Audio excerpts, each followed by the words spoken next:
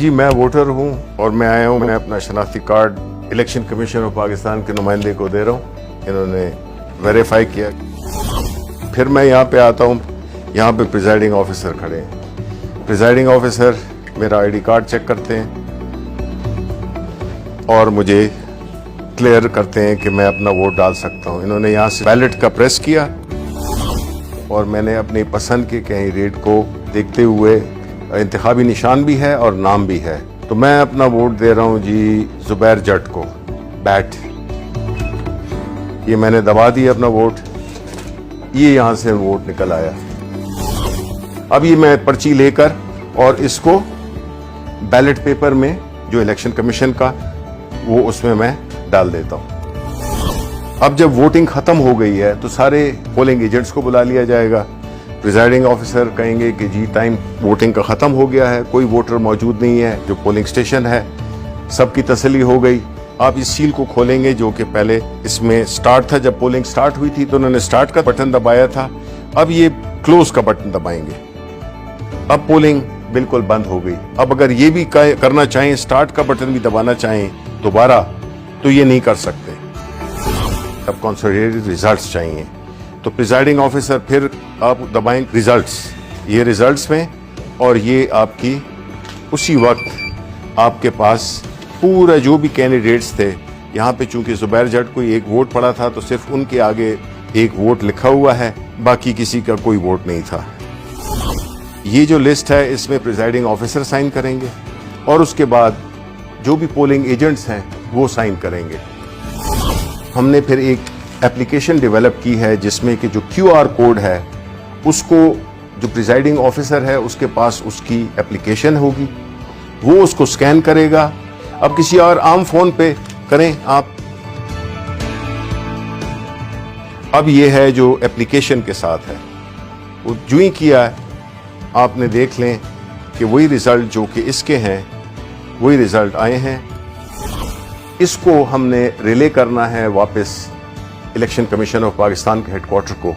वो फिर एक टेक्नोलॉजी जिसको कि ब्लॉकचेन टेक्नोलॉजी कहते हैं, उसके इस्तेमाल से कुछ सेकंड में ये जो है तो रिले हो जाएगी और पहुंच जाएगी एक बहुत ही छोटी फाइल की सूरत में, किलोबाइट्स में, मेरा ख्याल है किलोबाइट्स में पहुंच जाएगी।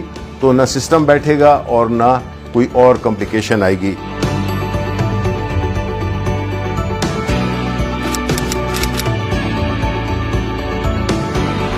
अगर कोई ये कोशिश भी करे कि वो उसी तरह का वोट पहले तो छपवा नहीं सकता, लेकिन अगर छपवा भी ले तो वो वोट इसलिए काउंट आउट होगा क्योंकि हर वोट के ऊपर एक बार कोड है। वो बार कोड जब आप स्कैन करते हैं तो वो आपको सिर्फ एक इंफॉर्मेशन देगा, सिर्फ ये बताएगा कि ये इस पोलिंग स्टेशन का बैलेट पेपर है। तो हमें जब पोस्ट ऑडिट इलेक्शन किसी को एतराज हो सकता है तो तब भी ये इंफॉर्मेशन के टाइम और जो पोलिंग स्टेशन है सिर्फ उसकी इंफॉर्मेशन होगी, जो कि सबको दिखाई भी जा सकती है। ब्लॉकचेन टेक्नोलॉजी का जो बुनियादी कॉन्सेप्ट है वो यही है कि उसको चूंकि मल्टीपल उसकी लेजर्स होते हैं तो उसको कोई चेंज नहीं कर सकेगा, ऑल्टर नहीं कर सकेगा। तो इसलिए जो मसला था RTS का, जिसकी वजह से इसको इस पूरे अमल को एक बदनामी का सामना करना पड़ा, उसका हल भी हमने निकाल दिया है। जब एक वोट डल जाए तो ये मशीन डीएक्टिवेट हो जाती है और जब तक के बैलेट का बटन न दबाएं, प्रिजाइडिंग ऑफिसर, वो जो इजाजत थी वो एक ही वोट के लिए थी।